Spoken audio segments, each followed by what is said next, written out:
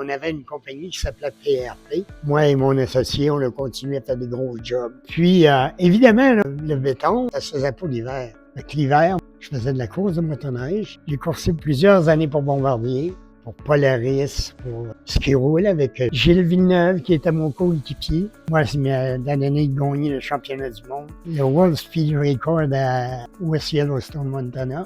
Au printemps, je revenais chez moi pour commencer le béton. Fait que les années ont passé, c'est toujours avec Magic Street qui me revenait toujours. Là, il m'est arrivé qu'on s'entendait pas, moi et mon associé.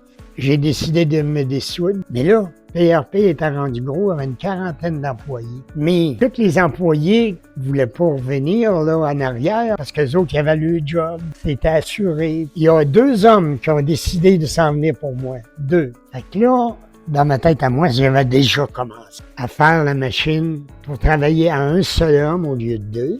Beaucoup plus petite, beaucoup plus raffinée. Puis la Magic Street est venue au monde. Mais elle était tellement performante, puis la vitesse, j'avais de la misère à le comprendre moi-même.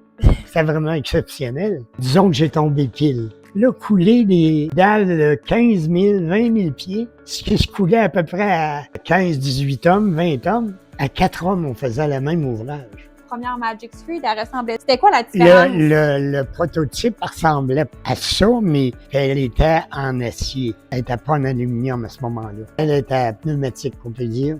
4 vibrateurs à piston.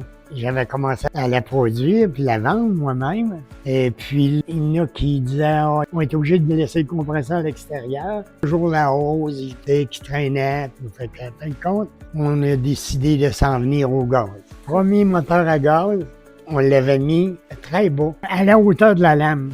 Et puis, on s'est rendu compte que le moteur se salissait par le béton. Il fallait que j'invente une autre affaire. Nous autres, qu'on peut appeler la flûte. Il a fallu que j'invente un système de drive avec le système de vibration en bas. Ça a été long, plus long que je pensais. Ça vibrait dans les manches. Puis je voulais pas avoir de vibration dans les manches parce que l'office de construction m'arrêtait complètement. Et là, il y en a qui me disaient, on avait des manches, des poignées directement au bout des manches.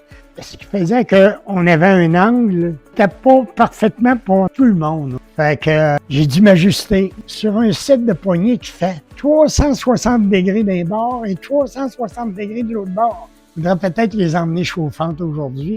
Dans le monde au Canada. On n'ira pas là. J'ai fini par trouver vraiment ce qui est aujourd'hui le Magic Street. Il faut que je dise que mon fils est assez ingénieux, lui, ici. Et puis, on a travaillé ensemble.